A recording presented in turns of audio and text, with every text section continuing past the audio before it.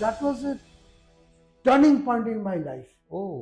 6 महीने बाद आया ऑस्टिन से, 6 महीने बाद आके उसने फाइल देखा।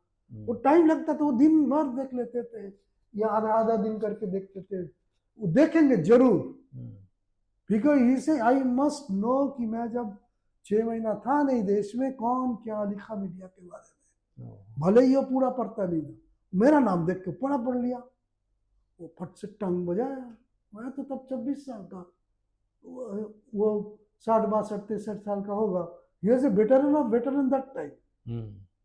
स्टेट्समैन में असिस्टेंट एडिटर था, he was bar at law किस जमाने का, and he son of historian Jyotinath Sarkar. मतलब वो veteran of veteran. Arun Shourie उनसे मिलने आता तो हम ऐसे देखते थे, अरे अरुण शौरी, लेकिन अरुण शौरी जाके उनका मतलब नीचे ही यूज्ड टू बो डाउन देखा, इस कदर का। और मैं 26 साल का बड़ा मुश्किल से अनएम्प्लॉयमेंट फेज खत्म करके और उन्होंने बुलाया मेरे को, मैं तो घबरा गया कि झाड़ पड़ेगा, क्या कर दिया। वो बोले बैठो, उनकी वहाँ बैठने का भी हिम्मत नहीं होता, अंटिल ही सेज, जाके फट से नहीं बैठ सकते थे, बोलते तभी बैठे। तो बैठो, बोले ये तुमने लिखा? हाँ लिखा। चुप रहा कुछ देर, घबराहट हो रहा कि अब क्या बोलेगा, डांट पड़ेगा क्या। अच्छा लिखा, very good, I like it. Then he said, तुमने हमारे यहाँ क्यों नहीं छापा? तुमने पेट्रियट में क्यों दे दिया? तुम्हें यहाँ हमारे यहाँ छाप, अच्छा लिखा। तब थोड़ा मेरे को, मैं बोला देखिए क्या करे, आप थे नहीं, आप मेरे ऊपर छोड़ के चले गए, और मैं इतना जूनियर आदमी हूँ, मेरे को तो सब अभी जानते भी नहीं कि मैं जर्नलिज्म ज्वाइन कर चुका हूँ। मैं इतना सीरियस आपका परमिशन लेके छापना मैं महसूस नहीं किया, इसलिए मैं तो घबरा। बोले नहीं अच्छा लिखा है, तुम एक काम करो, पेट्रियट में एडिट पेज ज़्यादा लोग तो पढ़े नहीं है, पेट्रियट की इतना कम सर्कुलेशन है, सीपीआई वाले पढ़ते हैं, ट्रेड यूनियनिस्ट पढ़ते हैं, और 2-4 ब्यूरोक्रेट पढ़ते हैं, या आईएएस जो प्लान कर रहे हैं वो पढ़ रहे हैं। वो पेट्रियट, हिंदू और इकोनॉमिक टाइम्स, आईएएस। तो वो बोला कि उनका सर्कुलेशन और हमारा सर्कुलेशन बहुत, हमारा विदुरा मास मीडिया मैगजीन है, स्ट्रेट जर्नलिज्म इंस्टीट्यूट में जाता है प्लस लाइब्रेरीज में। तो तब तक मैं वो डेटा इंडिया से विदुरा शिफ्ट कर दिया। ये जब बोल रहा हूँ तब मैं विदुरा में शिफ्ट कर दिया। और चंचल सरकार Vidura, Chanchal Sarkar was the director of Press institute of India as well as editor in chief for all 3 publication. कौन से थे? एक डेटा इंडिया जिसमें मैंने पहले ज्वाइन किया, फिर मेरे को शिफ्ट कर दिया मेरे ख्याल से 1 साल बाद विदुरा में। उसका और एक उनका न्यूज सर्विस चलता था, डेप्थ न्यूज इंडिया। अच्छा। वो सीरियस डेवलपमेंट आर्टिकल्स लोगों से लिखवाते थे अलग अलग में। फिर वो तब तो इंटरनेट का साइक्लो स्टाइल हो के बंद करके लोगों को भेजते थे। अच्छा, तो ये जो आपका आर्टिकल है वो विदुरा में छपा? हाँ, उन्होंने मेरे को हुक्म दिया कि मैं बोलता हूँ तुम विदुरा में फिर से छापो, तुम्हारे नाम से छापो। पेट्रियट में 1 साल पहले छप गया था, उससे कोई फर्क नहीं था, उनका सर्कुलेशन एरिया हमारा सर्कुलेशन। ये this article should be red by the people who read Vidura. तो यहाँ आपने कितने साल तक काम किया? 3.5 साल किया। 3.5 डेट। अब सुनिए, एक पहली और बात है, हमने छाप दिया विदुरा में, फिर उसके अगले महीने ही डिसाइडेड टू टेक रिटायरमेंट।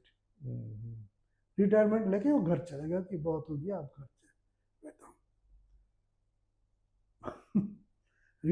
वो चले गए, उनके नीचे जो था डेप्यूटी डायरेक्टर, असिस्टेंट डायरेक्टर था, उनको एक्टिंग डायरेक्टर बना दिया, ठीक है। लेकिन वो चंचल Sarkar was editor in chief of all publication, और बाकी पब्लिकेशन का भी वही जो असिस्टेंट डायरेक्टर एक्टिंग डायरेक्टर बन गया, वो हो गया। लेकिन विदुरा का उन्होंने ऑर्डर दे दिया कि मेरे को विदुरा का एक्टिंग एडिटर बना दिया। एक्टिंग एडिटर बना दिया।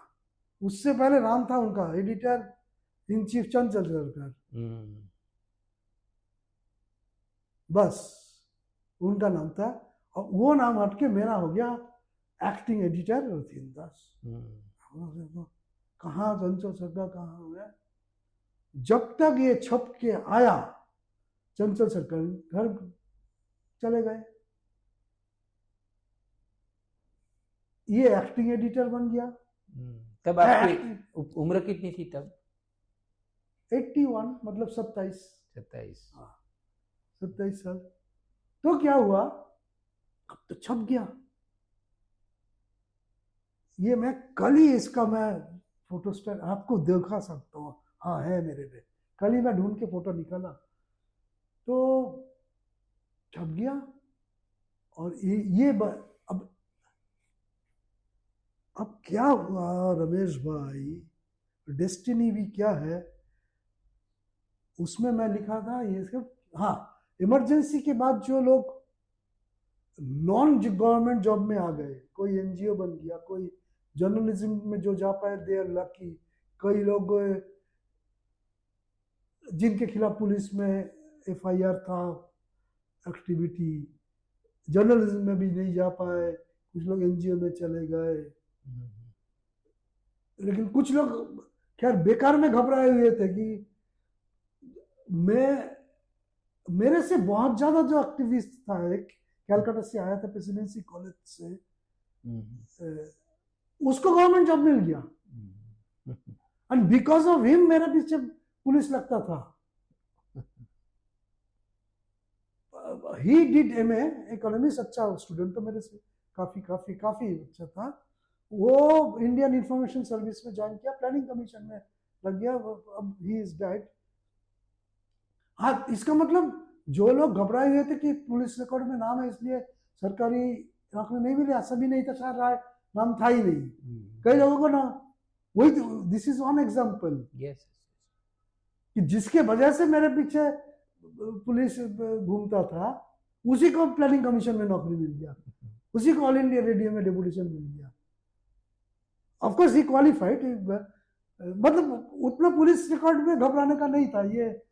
तो एनीवे लोग जान, उस टाइम बहुत सारे मैगजीन आए हुए थे। उसी टाइम ये सब आज के जो बड़े बड़े ये वो इंडिया टुडे और संडे उसका थोड़ा पहले आ चुका था, लेकिन उसके बाद कई सारे आगे, अब तो बंद भी हो गए। उसमें ये ट्रेंड था, उसको एनालिसिस करके मैं वो आर्टिकल लिखा था, पोर्नोग्राफिक ट्रेंड्स। अब वो क्या, एक लाइन था उसमें लास्ट टुवर्ड्स द एंड, वो ऐसा था, when a democracy drifts into mobocracy and then further degenerates into a lumpenocracy, the state of journalism is bound to follow suit.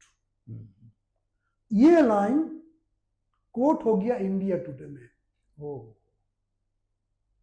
पता नहीं किसने पढ़ लिया, कहाँ से कहा, इंडिया टुडे में वही कोटेबल कोट आता ना ओपनिंग पेज के ऑपोजिट, वहां पे कोट हो गया उससे। और देखा रथिन दास इन विदुरा, तब आई वाज अननोन नेम, बड़े बड़े एडिटर लेके सब पंगा कर लिया कि कौन है ये, बुलाओ। अब विदुरा कोई पढ़ता नहीं था सबके। तो दिल्ली में एक सेंट्रल न्यूज एजेंसी हुआ करता था कनॉट प्लेस में, वहीं पे पूरे दुनिया का अखबार मैगजीन लेना होता तो उस टाइम वहीं जाना पड़ता था, बाहर के अखबार। तो वहां से सब मंगाया Vidura. For the first time in history of Vidura, सबके सब सेंट्रल न्यूज एजेंसी का विदुरा बिक गया, अल्लाह हो गया। फिर हमारा जो नया असिस्टेंट डायरेक्टर, जो एडिटर एक्टिंग डायरेक्टर बने थे, वो पहले पढ़े नहीं थे, मैं उनको पढ़ाया नहीं था। मैं क्यों पढ़ाऊं, मैं लिखा हूं और मैं एक्टिंग एडिटर हूं। और मेरे को चालू एडिटर जो था, उन्होंने डायरेक्टर वो ऑर्डर दिया कि छापो, इसलिए उनको पढ़ाया नहीं था। He took over in the interim period कि मैं प्रेस में मैटर भेजा हूँ और ये रिटायर हो गए, हमने फेयरवेल इनको दिया सबका। वो पढ़ के गुस्सा हो गया, इंडिया टुडे में छप गया, कोर्टेबल कोर्ट में।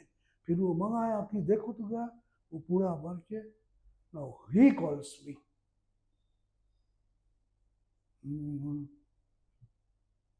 you have written this, yeah. Why did you publish this without my permission? I said, the director asked me to publish this. I wrote कि तुमने जिनको नाम नहीं लिया था, मैं जिनके बारे में लिखा है कि they are promoting pornography, उस टाइप के बड़े बड़े एडिटर थे, including a very prominent writer, अभी मैं नाम नहीं लिख सकता हूँ, आपको प्राइवेट में बताऊंगा। मतलब वो अभी तो एडिटर है वहाँ का, एक बड़ा ग्रुप। अच्छा। ये बात बता दूं, प्रेस इंस्टीट्यूट ऑफ इंडिया एक ट्रस्ट है, found by all the big newspapers, Hindu, Times of India, Anand Bazar, Malayala, Manorama, Deccan Herald, Deccan Chronicle, जितने बड़े बड़े ग्रुप तब थे उस टाइम 50 साल पहले, आनंद बाजार, सब मिलके बनाए थे। और उनमें से एक चेयरमैन होता था बाय रोटेशन। वो मालूम है सब मुझे। हाँ वो तो, हाँ अरे ये दर्शक, तो वो बोला कि वो तो अभी एडिटर है, वो जितना भी जैसा भी लिखे, पोर्नोग्राफिक लिखे, सेक्सी चीज लिखे, लेकिन he is now editor of that big house. I can only keep my fingers cross कि उसके नजर में ना आए। उसके नजर में आ गया तो उनको मालूम है वो कितना विंडिक्टिव है। और वो ग्रुप अगर हमारा, दैट न्यूज़पेपर ग्रुप अगर हमारा फंड बर्न कर दे, will close down, will all be, वो अगर बोले कि इसको बंद करो, पैसा देना प्रेस इंस्टीट्यूट को, बाकी सब भी बंद कर देंगे। दूसरे सब बंद कर, हम बंद कर दे। आई कैन ओनली, मुझे याद है, this is the sentence he used, we can only keep our fingers cross that he does not read this. तो लेकिन मैं बहुत घबरा गया। लोग प्रेज कर रहे, जो भी पढ़ रहे, मेरे दोस्त वगैरह, यार तेरे को इतना अंग्रेजी आ गया, तब तो ये जमाना भी था ना, हमने लिख दिया तो लोग इतना मुंह पे भी बोल देते थे, अबे साले तू इतना अंग्रेजी लिख लिया, ये भी बोल दिया, लिख लिया। जो आर्टिकल, लेकिन हाँ रमेश भाई, आई कंक्लूड, मैं घबरा गया तो मैं दूसरा नौकरी ढूंढने शुरू किया। तो मैं ढूंढना शुरू किया, 3-4 महीने बाद मैं पेट्रियट में जाके पहुंचा। बट पेट्रियट में I had to begin afresh. But Patriot में मेरा डेली जर्नलिज्म शुरू हुआ।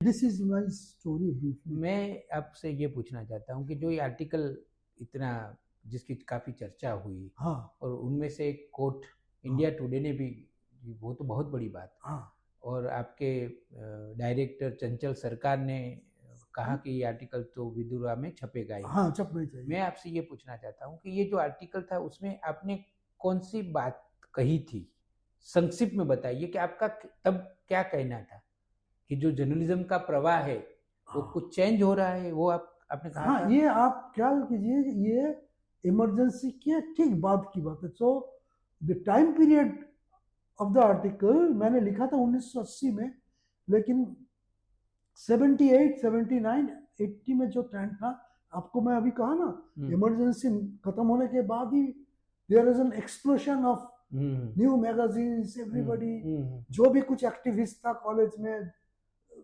नाटक करता था, नुक्कड़ नाटक। हाँ, उसके साथ साथ ये बहुत बड़ा इम्पोर्टेंट बात है, हमने नाटक तो किया था इमरजेंसी से पहले, इमरजेंसी में बंद था।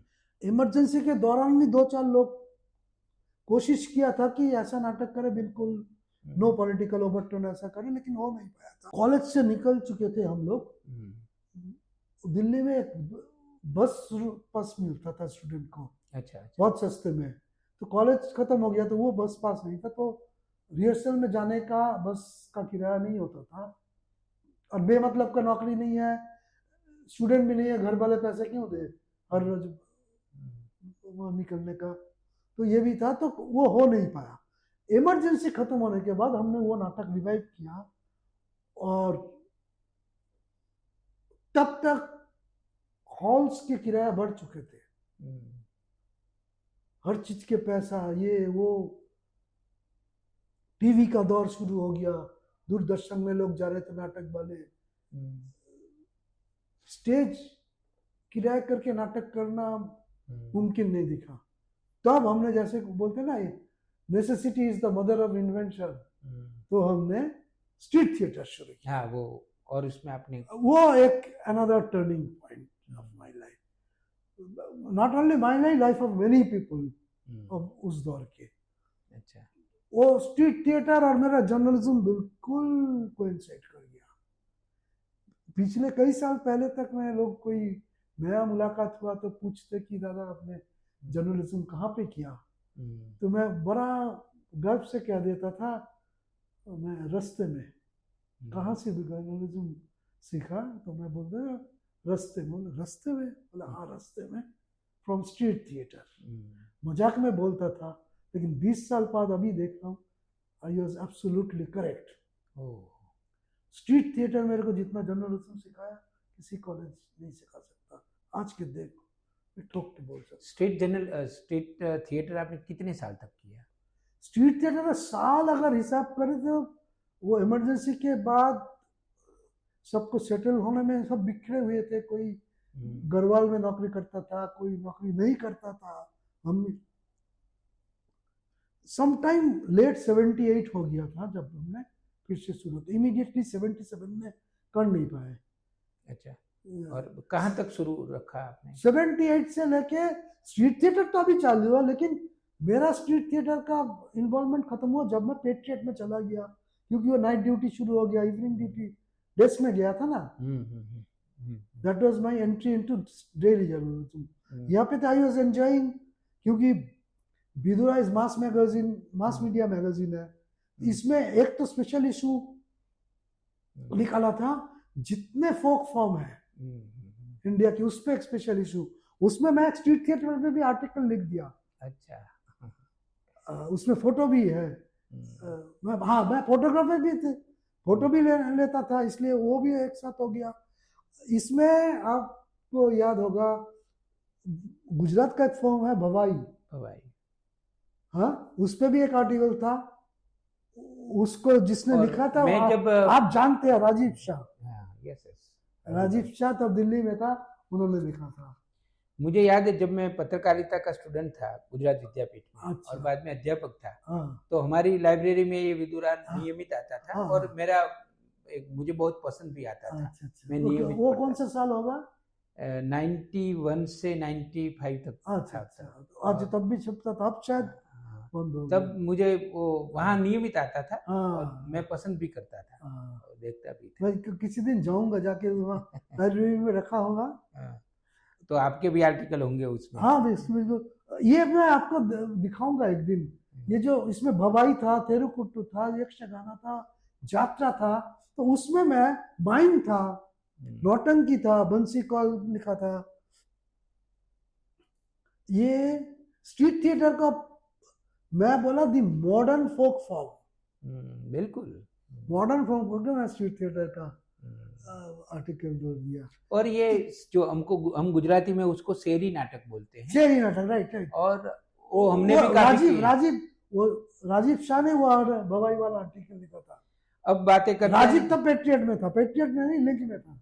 और रथिनदास जी, आपने तो फिर तो काफी आपके जीवन, आपकी कारकिर्दी में के पड़ाव देखे तो बहुत है, उतार चढ़ाव बहुत है। अब मैं कुछ 2-3 सवाल ऐसे करना चाहता हूँ कि आपने लंबे समय तक ये जर्नलिज्म किया, तो आपके अनुभव कैसे रहे?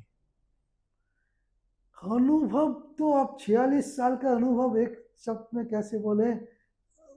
ये एक तो अनुभव बताया, अच्छा लिखा, उसका प्रशंसा हुआ, लेकिन अल्टीमेटली उसके लिए मेरे को छोड़ना पड़ा। हाँ, ये तो है कि ये तो एक मतलब इंटरेस्टिंग बात है ये आपके जीवन हम्म। की। लेकिन आप गुजरात में रहे हम्म। और भारत के बड़े अखबारों के लिए गुजरात के बारे में लिखते रहे हैं आप, हाँ। तो जो वो अनुभव आपको कैसे रहे वो अनुभव? देखिए मेरा भी हिंदुस्तान में ये पेट्रियट में गया, और पेट्रियट में जो 3 साल रहा, पेट्रियट छोटा अखबार है, सैलरी कम है, और ये आपको बताऊं, जब मैं वो विदुरा छोड़ के पेट्रियट में गया, मेरे सैलरी में बढ़ोतरी सिर्फ 18 रुपया का हुआ था। लेकिन फिर भी मैं गया था, क्योंकि वहाँ इतना धमकी मिल चुका था इनडायरेक्ट, तो मेरे को छोड़ना था। और एक दो सीनियर जर्नलिस्ट जो आते जाते थे, लिखते थे, वो मेरे को सुझाव देते थे, भाई तुम अच्छा लिखते हो, यहाँ बढ़िया है, अच्छा कर रहे हो, ऑल आवर बेस्ट विशेष, लेकिन तुमको एक बात कहूँ, तुम यहाँ 3 साल करो, चाहे 5 साल करो, 10 साल करो, यहाँ करने के बाद जितना एक्सपीरियंस हो तुम्हारा नाम होगा, अच्छा अच्छा लोग तुम्हारे साथ संपर्क में आएंगे, कल्चरल और मीडिया के लोग। लेकिन इसके बाद जब भी तुम डेली में जाना कोशिश करोगे ना, यहाँ जितना भी एक्सपीरियंस करो डेली में, फिर तुम बिल्कुल जूनियर से ही शुरू करना पड़ेगा, वो सब एडिटर और रिपोर्टर। और हुआ वही, उतना एक्सपीरियंस के बाद भी मेरे को पेट्रियट में सब एडिटर ही ज्वाइन करना पड़ा। लेकिन वो पेट्रियट में जो, बिकॉज शॉर्ट स्टाफ रहता था, छोटा अखबार है, कम सैलरी है, किसी को 50 रुपया ज्यादा कोई दिया तो चल गया, तो इसलिए हमेशा के लिए शॉर्ट स्टाफ, उसमें से कोई छुट्टी चाहे कोई बिना बोल के नहीं आए।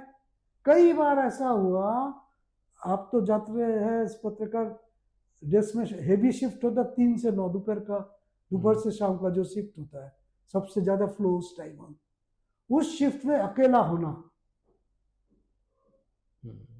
और 4 बजे के बाद जब टेलीप्रिंटर लाइन खुलते थे आउट स्टेशन के, कश्मीर और कन्याकुमारी, केरल, कलकत्ता, बॉम्बे एक साथ आया, पार्लियामेंट का भी चल रहा, और इधर उधर, उस शिफ्ट में अकेला काम करना, जैसे हिंदी में बोलते, गुजराती में झक मार के काम सीखा। यानी ये आपके लिए अपॉर्चुनिटी बन गई, बिल्कुल आपका घड़तर हुआ वहां पे बिल्कुल। आज के डेट में हमारे जनरेशन के सब, मैं तो उनमें से जूनियर हूँ, 70 साल का ही हूँ, जो 80-85 साल के हैं, सब मानते हैं कि वो जो पेट्रियट में काम किया था शुरुआत में, वहीं से वो एक टाइम तो कहा गया था, दिल्ली का कुछ अखबार है, बोले वहां पे जितने पेट्रियट के लोग हैं, वो एक दिन के लिए स्ट्राइक कर दे, वो अखबार चलेगा नहीं। फॉर्मर पेट्रियट लोग सबके सब तो पेट्रियट, क्योंकि छोटा अखबार था, कम सैलरी, तो कोई भी आए घुस जा, बंगाल से आए, केरल से आए, बिहार से घुस गया। गुजरात से कोई आते थे? गुजरात से राजीव शाह था, लेकिन राजीव दिल्ली से ही। देखो ये अंग्रेजी का प्रभाव को, अंग्रेजी का प्रोफिशिएंसी को नॉलेज मान लिया जाता है हिंदुस्तान में। ये बात अहमदाबाद में भी होगा, कलकत्ता में होगा, गुवाहाटी में। अंग्रेजी जो ज्यादा जानता है या बोलता है, और या एटलीस्ट मैनेज कर सकता है कि मैं अंग्रेजी जानता हूँ, उसको ज्ञानी गुणी विद्वान माना जाता है। ये सबसे बड़ा गड़बड़ है। बहुत बड़ी बात बताई आपने, बहुत बड़ी बात है। और ऐसे लोग जिनके बारे में जाना है, फलाना तो बहुत अच्छा अंग्रेजी लिखता है, फलाना, ऐसे लोग बड़े बड़े अखबारों का एडिटरशिप में जाके बहुत नुकसान किया जर्नलिज्म को। बहुत बहुत महिला पत्रकारों का जिंदगी तबाह किया। दिस इज ऑन रिकॉर्ड, नाम नहीं लिया हूं, लेकिन आप समझ सकते हैं। क्योंकि कुछ अंग्रेजी जाने हुए लोग जो comfortable in reading English newspaper या मैगजीन, उनके दिमाग में अंग्रेजी जानने वाले एडिटर को बहुत बड़ा एक दर्जा दिया गया है, और उस दर्जे के लिए अखबार वाले, अखबार के मालिक लोग उनको वेरी वेरी हाई सैलरी में रखा है। और कुछ लोग तो ऐसे हैं, अभी मैं नाम बिना लेके बोलूंगा तो लोग फिर भी समझ जाएंगे। कुछ लोग अपने फॉरेन टूर में एडिटर जाते हैं, उसके साथ साथ अराउंड द सेम टाइम उनके बहुत घनिष्ठ महिला पत्रकार भी ऑन टूर उस अखबार के खर्चे में जाते हैं, and they are found in the same hotel same city at the same time. किसी का नाम नहीं लिया, लेकिन देखते किसी को समझ में नहीं आता। बड़े बड़े अखबार प्राइवेटली बोलते हैं हम इनको इतना सैलरी देके इनका टूर बिल बियर करके हमको लुट गए, हम दिवालिया हो गए। बड़े बड़े अखबार वाले प्राइवेटली बोलते हैं, ये कभी उनके अकाउंट स्टेटमेंट या ऑडिट स्टेटमेंट में नहीं आएगा। वो बैंकॉक में जाके, सिंगापुर में जाके, दुबई में जाके किस किस चीज का बिल किया है, वो जब ऑडिट में आता है तब पता चल। खैर, ये अंग्रेजी का प्रभाव बहुत किया है, और इसी कारण ये है कि हम लोग अभी भी ट्रेंड है, गुजरात में भी है, बंगाल में है, केरल, सब जगह कोई पॉलिटिशियन अगर अंग्रेजी नहीं जानता, ठीक से नहीं बोलता, उसको ऑर्डिनरी समझते हैं। ये क्या करे, तो अंग्रेजी में नहीं है, पर ठीक है अंग्रेजी भी नहीं जानता तो क्या हुआ, उसको जानना है कि दुनियादारी क्या है। हाँ? अंग्रेजी तो जापान का पीएम भी नहीं जानता, व्लादिमीर पुतिन भी नहीं जानता, चाइना में किसी को जरूरत नहीं है अंग्रेजी जानने का, फिर भी है। तो एक भाषा, तो ये तो पता नहीं और कितने साल लगेंगे। लेकिन हिंदुस्तान का दुर्भाग्य ये है कि मैं अंग्रेजी हटाओ नहीं बोल रहा हूँ, अंग्रेजी रहे, कि ये जो डिबेट कि अपना भाषा, रीजनल भाषा को ताज्जुब दो, उनको बढ़ावा दो, ये डिबेट भी अगर ऑल इंडिया लेवल पे चलाना तो अंग्रेजी में ही वो डिबेट करना पड़ेगा। ठीक है, कोई बात नहीं, करो। लेकिन वापस आके तो ये बात तो है, बहुत कुछ सिखाऊं, लेकिन मैं अच्छे अच्छे लोगों को जानता हूँ, रीजनल लैंग्वेज में जर्नलिस्ट है, अंग्रेजी भी जानते हैं, लेकिन they are very good journalist. नाम मैं किसी को नहीं लेना चाहता हूँ, लेकिन वेरी गुड जर्नलिस्ट, अंग्रेजी भी बोल सकते हैं, अंग्रेजी में जरूरत पर लिख भी सकते हैं, लेकिन अपने अपने भाषा में काम किया, अच्छे पत्रकारिता किया। ये तो मैं अभी भी कहूँगा, इतने कुछ हो गए, सब कुछ के बावजूद भी जो रीजनल सेंटर्स में जो अपने अपने भाषा में काम करने वाले पत्रकार है, डिस्ट्रिक्ट सेंटर्स में, डिस्ट्रिक्ट पेपर्स के, उनकी अंदरूनी जो स्ट्रिंगर से छोटे छोटे शहर के, गुजरात में हो, चाहे आंध्रा में हो, चाहे केरल में, they are the actual foundation of journalism. उनसे अच्छा खबर वहां से निकलता है। सही बात। बाद में डिस्ट्रिक्ट कॉरेस्पॉन्डेंट बैठ के कुछ कर दिया, फिर वहां से कोई उठा दिया, कोई, इसमें कोई शक नहीं है। अब थोड़ी बात करते हैं आपके आरोग्य की। डेडलाइन के साथ पत्रकार को काम करना होता है कि आर्टिकल लिखना है, लिख के इतने बजे तक भेज देना है, और हर रोज काम करना पड़ता है। आपके पत्रकारिता के दरमियान आपका आरोग्य कैसा रहा? कोई प्रश्न आया है आपको? नहीं, देखिए वो तो खास नहीं रहा, कि नींद का प्रॉब्लम था। जब तक नाइट ड्यूटी, मैं एक्चुअली पेट्रियट में गया, वहाँ पे नाइट ड्यूटी करना पड़ता था। फिर हिंदुस्तान टाइम्स में आया, वहाँ भी डेस्क नहीं था, वहाँ पे भी नाइट ड्यूटी करना पड़ता था। तो उस टाइम बहुत प्रॉब्लम था नाइट ड्यूटी के दौरान। और वो जो साइकिल चेंज हो जाती, साइकिल चेंज होता था, और क्योंकि मैं अपने आप को साबित कर चुका था कि डेस्क में सब एडिटर होते हुए भी चीफ सबका काम कर देता था, पेट्रियट में भी और हिंदुस्तान टाइम्स में भी। तो नाइट ड्यूटी हमारा फ्रीक्वेंटली आता था। अच्छा। 3 हफ्ते में एक बार आना चाहिए, तो 2 हफ्ते में एक बार आ जाता, क्योंकि पता चल गया कि ये और चीफ साहब बना देते, तो वो रात 3 बजे घर लौट के वो एसिडिटी। तो आप क्या करते थे? ये प्रॉब्लम था तो उस टाइम तो कुछ करने को, एक्सरसाइज करने का भी टाइम नहीं था। बहुत कभी कभी डे ड्यूटी में पड़ गया एक हफ्ता तो मॉर्निंग वॉक थोड़ा कर लेते थे, लेकिन उससे कुछ फर्क नहीं कर। फिर जब मैं वहां से दिल्ली से मेरे को केरल भेज दिया, तब मेरा केरल भेजा मेरे को प्रिंसिपल कॉरेस्पॉन्डेंट बना के। अच्छा अच्छा। तब वहां मैं मॉर्निंग वॉक शुरू किया।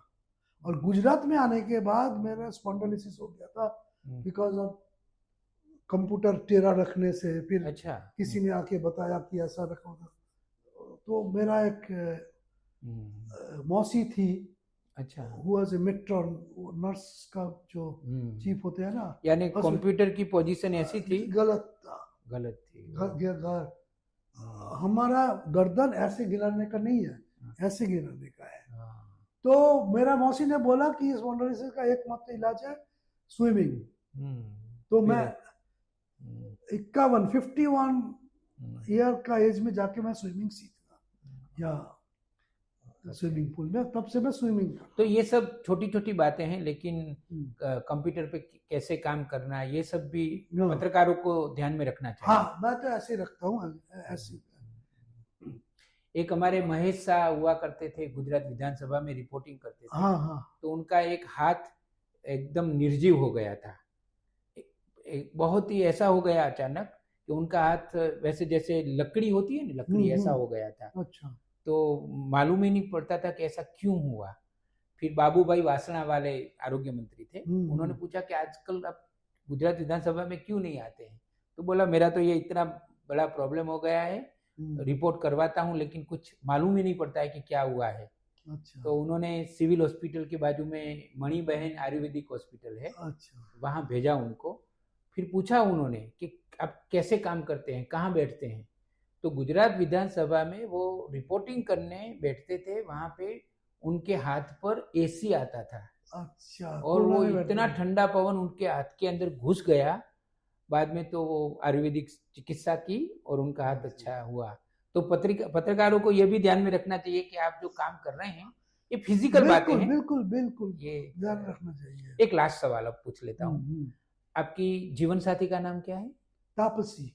तो आपकी जो ये पूरी कैरियर रही, उसमें तापसी बहन का और आपके संतानों का कितना योगदान है, वो बताइए। ये योगदान तो है, हमेशा रहेगा, हरे सबका ही होता है, लेकिन हमारा योगदान कुछ बढ़ गया, क्योंकि जब से हमको हिंदुस्तान टाइम्स दिल्ली से लात मार के ही निकाला, केरल में भेजा, तो वहां पे ऑफिस कम रेसिडेंस बना। एक बीच में दरवाजा, एक बाजू ऑफिस, एक बाजू रेसिडेंस। तो तब से वही चाहे या ना चाहे झक मार के वो हो गया। तो एक बात मैं कहूँ, मेरा किताब में भी मैं लिखा हूँ कहीं पे, आप पढ़ लीजिएगा, कि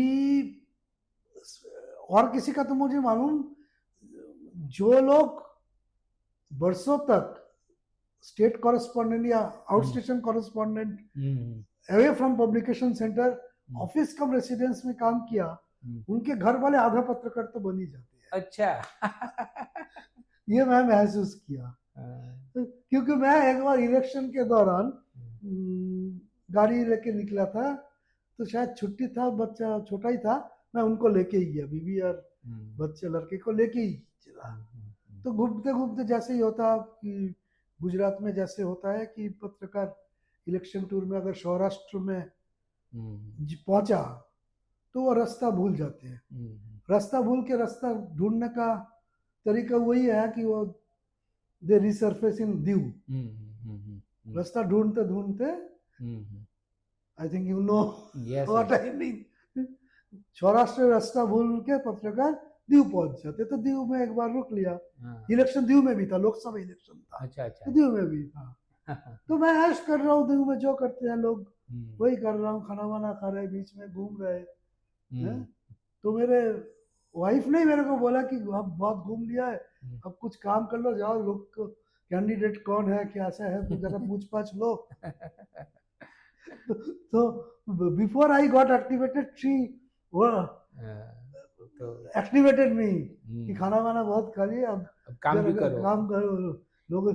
आपके संतान कितने हैं? एक ही बेटा है। और वो क्या करता है? वो नौकरी करता है। अच्छा अच्छा। और अब आप अहमदाबाद में ही रहेंगे जीवन के? अभी तो रह गया मैं, हम्म, लड़का जब तक यहाँ नौकरी कर रहा है वही है। हम्म। वो अगर कहीं नौकरी लेके चला गया तो फिर तो सोचेंगे। उनके साथ जाना पड़ेगा तो। जाना पड़ेगा, अगर ले जाए तो नहीं जाना पड़ेगा। एक बार चला गया था, दिल्ली चला गया था, लेकिन वो फिर कोरोना के में सबको ऑफिस वाले बोले कि सबका वर्क फ्रॉम होम, तो वो अकेला ही था वहाँ पे, तो वो भी आ गया वापस। और अब तो वो नौकरी छोड़ दिया, अभी यहीं पे ऑफिस में जाता है। बहुत बढ़िया। हम्म। તો નવી સવારમાં આ મુલાકાત નમસ્કાર. હતી રથીનદાસજીની. એટલી બધી રસપ્રદ વાતો એમણે આપણી સાથે કરી કે બાંગ્લાદેશમાં સાથે સંકળાયેલો એક પરિવાર દિલ્હીમાં આવે છે.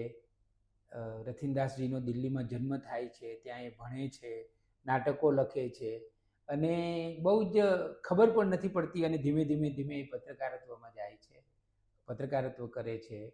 પત્રકારત્વ એમને આંગળી પકડીને અલગ અલગ જગ્યાએ લઈ જાય છે. ખાસો લાંબો સમય ગુજરાતમાં તેઓ રહ્યા છે. બહુ જ નિખાલસતાથી તેમણે આપણી સાથે વાતો શેર કરી. એમનો ખૂબ ખૂબ આભાર માનીએ છીએ. नमस्कार, बहुत बहुत शुक्रिया.